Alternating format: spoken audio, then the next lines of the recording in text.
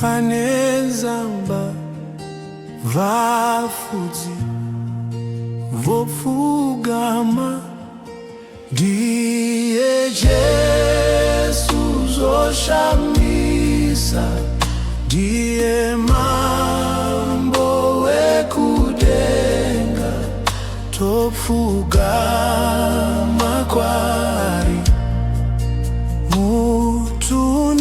Mutunidze ndimwari, ndiani anenzara pasango arioka, ndiye Jesu zoshamisa, ndiye mambo wekudenga topfugama kwari.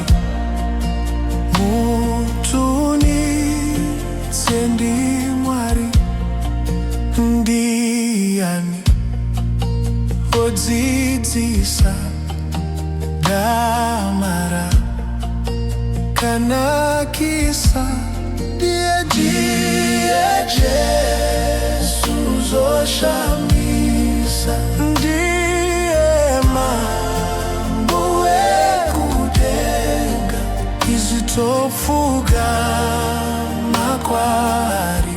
Dokuti mutunidze ndimwari, ndiani anorapa vose vanorwadziwa, ndiye Jesu zoshamisa, ndiye mambo wekudenga izitopfugama kwari.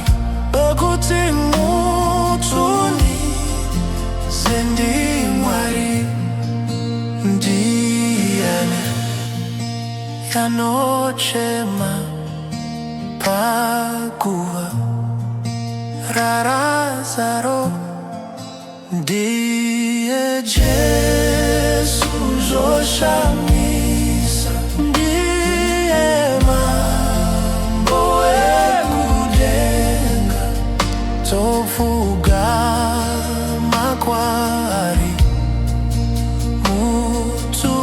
Mutunidze ndimwari, ndiani okwaziswa nedzimbo nokufara, ndiye Jesu zoshamisa, ndiye mambo wekudenga izitopfugama kwari.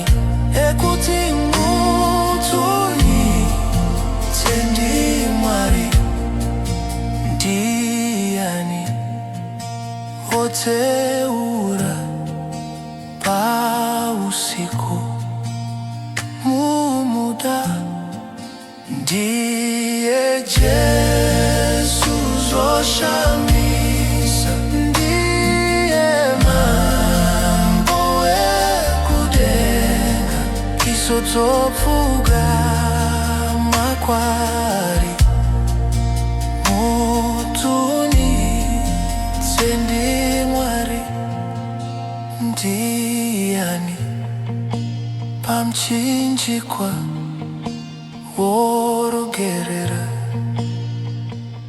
vandu, ndiye Jesu zoshamisa, ndiye mambo wekudenga topfugama kwari.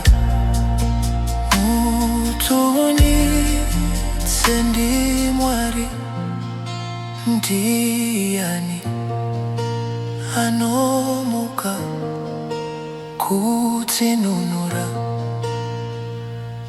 isu, ndiye Jesu zoshamisa, ndiye mambo wekudenga Sotopuga makwari ekuti mutuni zendi mwari ndiani anotonga nengoni nokupwinya ndiajiye Jesu zoshamisa ndiye mambo ekudenga topuga makwari mutuni